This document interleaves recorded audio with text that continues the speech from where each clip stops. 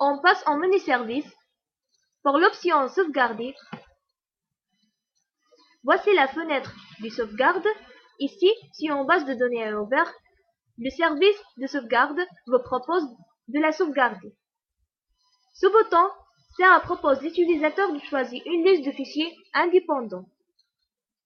Ici, on choisit le fichier de destination. Et maintenant, nous pouvons les sauvegarder.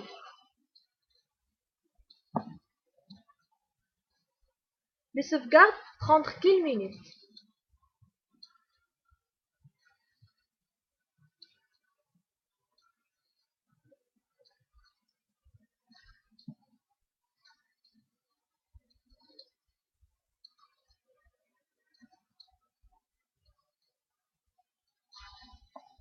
Et voici le sauvegarde effectué avec succès. Il y a aussi l'option Restaurer. La restauration s'effectue à l'aide de services de sauvegarde intégrés dans le logiciel.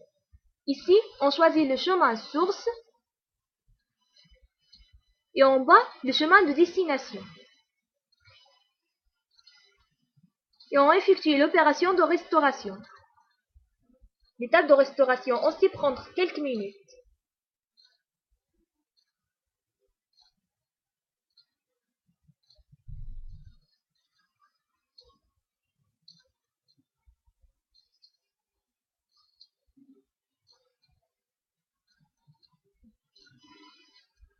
Et voici l'opération terminée avec succès.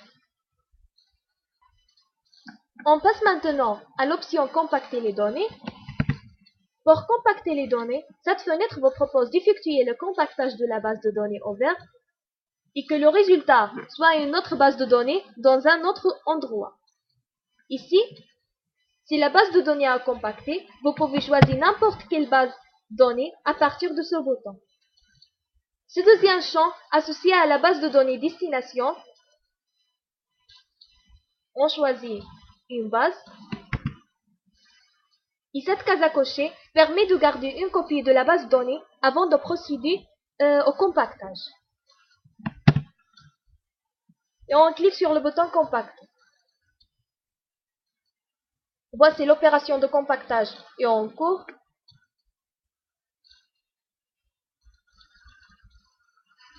Alors, le compactage termine avec succès.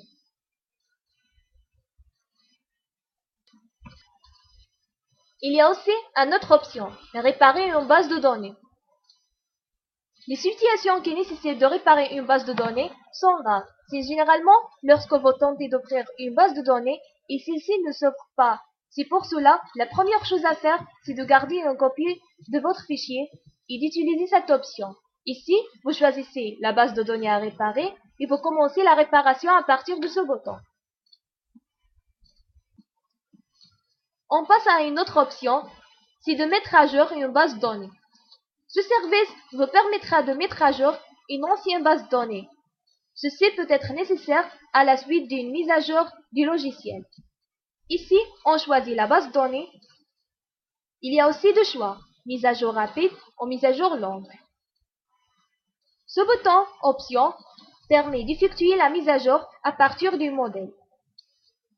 On choisit le modèle à partir d'ici.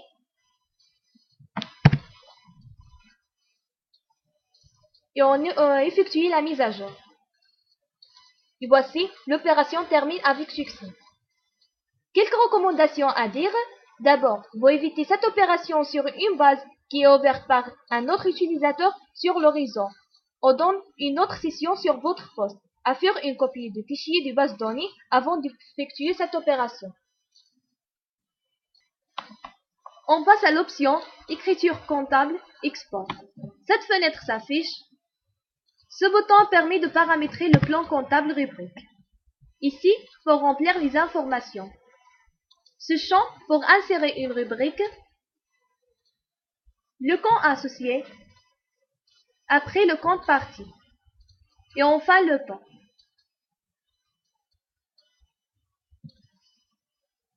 Et voici, il s'ajoute dans ce tableau, bien sûr avec la possibilité de modifier ou de supprimer n'importe quelle rubrique. Ici, un champ pour sélectionner la période. Et un champ pour sélectionner les personnels. À partir de ce bouton, on peut exporter les écritures comptables. Vous avez deux choix, soit exporter vers un fichier texte, soit vers une base de données, et effectuer l'export à partir d'ici. Et on actualise la fenêtre et on ferme.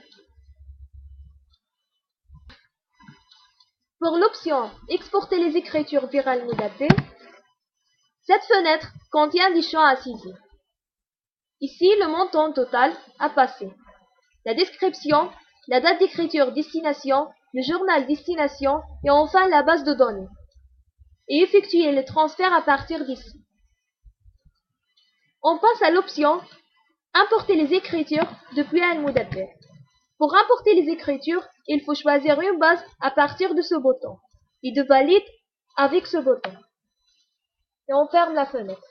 Pour l'option Export, Import, ici, le chemin de la base source et celui-ci pour le chemin de la base destination. Ici, vous sélectionnez les rubriques et celui-ci pour choisir les périodes de filtrage.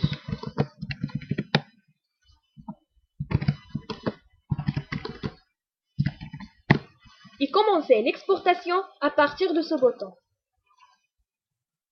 Et voici, l'exportation termine avec succès. Pour l'option courrier et publipostage, ici normalement affiche la liste du personnel à qui on envoie la lettre. Ici pour confirmer la liste choisie. Et celui-ci pour chercher une lettre modèle.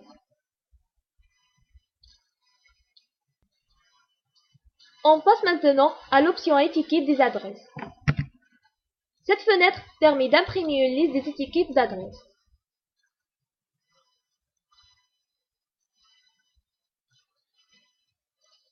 Dans cette option annotation divers, vous permet d'afficher la fenêtre pour saisir des commentaires et des remarques pour la base de données en vert.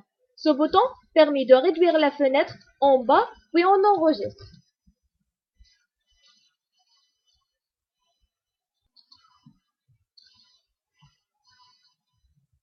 Cette option est simple, vous permet d'afficher la calendrier.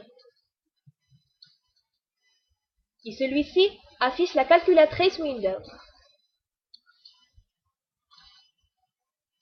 Dans sa dernière option, pourront être programmées et sauvegardées et peut être exécutées automatiquement.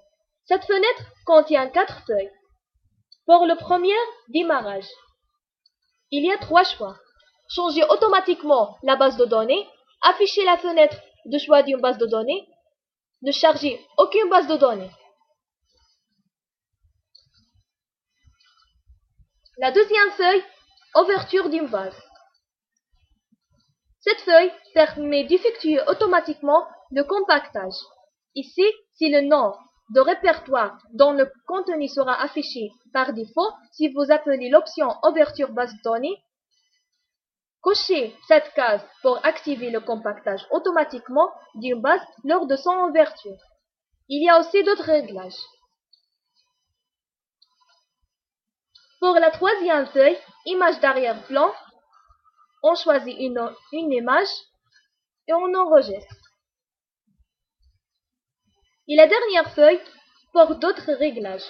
Par exemple, utiliser une autre langue, personnalisation des requêtes, fenêtres, rapports, etc.